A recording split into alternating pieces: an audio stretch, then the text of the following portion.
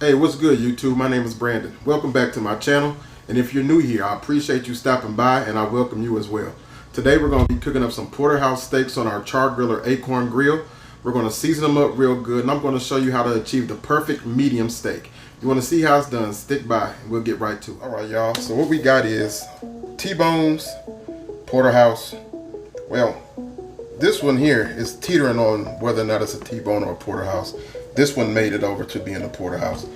When I was a meat cutter, what I was taught was you take your 3 fingers and you put it on that piece of filet. If that filet outdoes your fingers, then that's considered a Porterhouse. If it's anything smaller than that, then that's considered a T-bone. Now, what makes a difference between the T-bone and the Porterhouse? Your T-bone a lot of times won't have this filet meat at all. It'll just be the bone and then this part of the steak, which is considered your New York strip steak. So if you cut this off the bone, that's your New York strip. If you cut that part off your bone, that's your filet mignon. If you can see in this particular steak here that the filet is a lot more pronounced, a lot bigger. So this is considered a Porterhouse, while this one in some places may be considered a T-bone. Other people might consider it a Porterhouse, but at the end of the day, it doesn't matter to me. Okay, what we're going to do, we're going to season these pretty simply today. I generally don't have a preference when it comes to seasoning my steaks.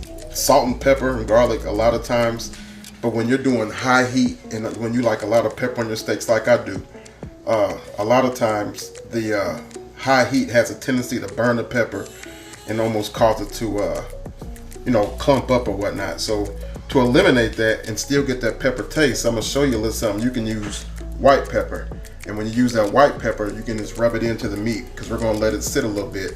So when you cook it, it's not gonna give you that same effect of burning or clumping up that black pepper does. So what we're gonna do, we're just gonna hit it with white pepper, both sides. And then for the seasoning, we're going to use this Longhorn Steakhouse grill seasoning. This stuff is really good, especially on steaks. I actually bought this at the dollar store, and I'm glad I picked it up. I'm glad I found it because this stuff is really, really good. And season it fairly liberally with that steak seasoning.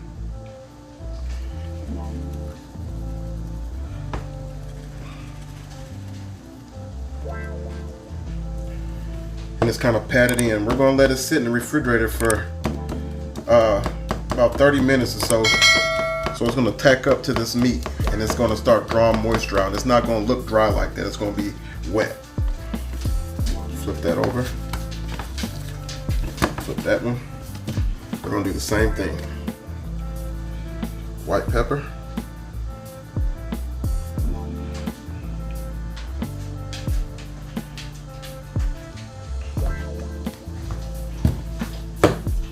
More of the seasoning.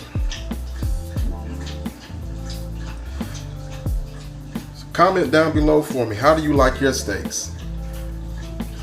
Like I said, I'm like a medium rare to medium. My favorite steak is a ribeye, but these happen to be on sale. I like T-bones. I like strip steaks. I like top sirloin steaks. As long as they're cooked right, I like them all. But a ribeye does happen to be my favorite.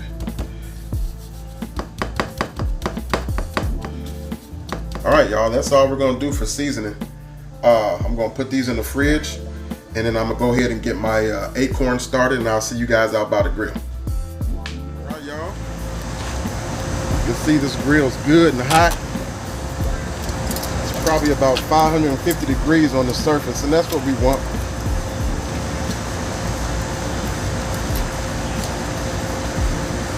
We're just gonna set them. Hear that sizzle?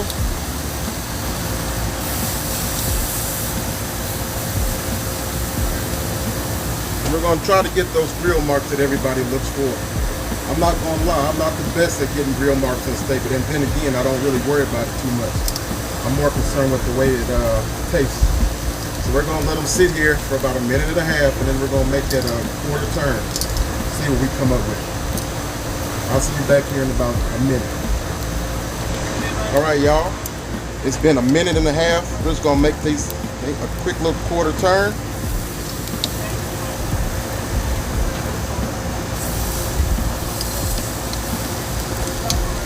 And let them rock out for another 2.5 minutes.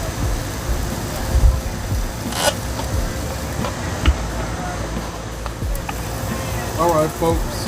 It's time to flip. We're gonna start the same process. Okay. Now that one turned out pretty good. This one not so much, but hey, steaks are looking good. So now we're just gonna go for another 1.5 minutes on this side before we quarter turn them and see what we come up with. We're just looking to cook them for probably 4 to 4.5 minutes on each side. We're gonna cook them to feel. And that's about it, y'all. So let me go ahead and let them do what they do.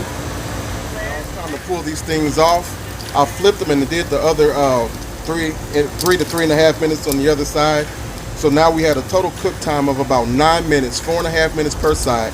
Now it's just time to take them in the house and let them rest up a bit. All right, y'all. See you. All right, guys. Here are the steaks, and we're just gonna cut it off this bone and slice it up and get a good taste of this thing.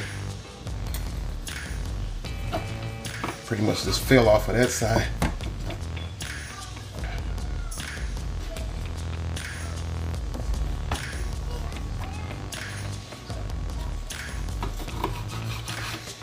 All right, slice up this fillet.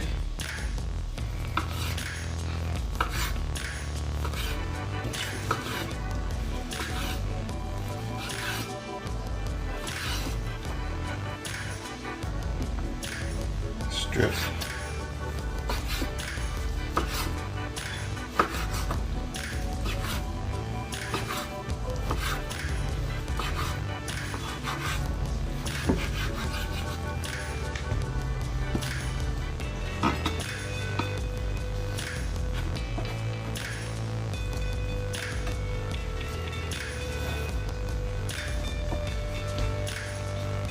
All right, y'all, that's that.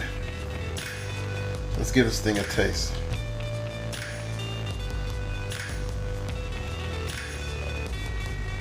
A little pink in the center.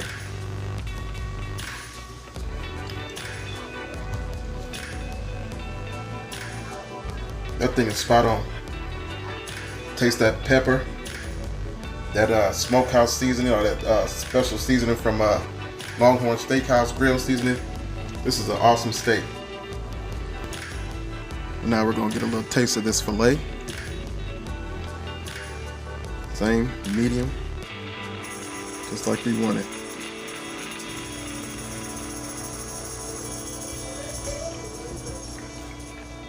That's good. All right, y'all. Don't forget to hit the thumbs up, to subscribe, share the video. Appreciate y'all. Thank y'all. God bless you until the next time.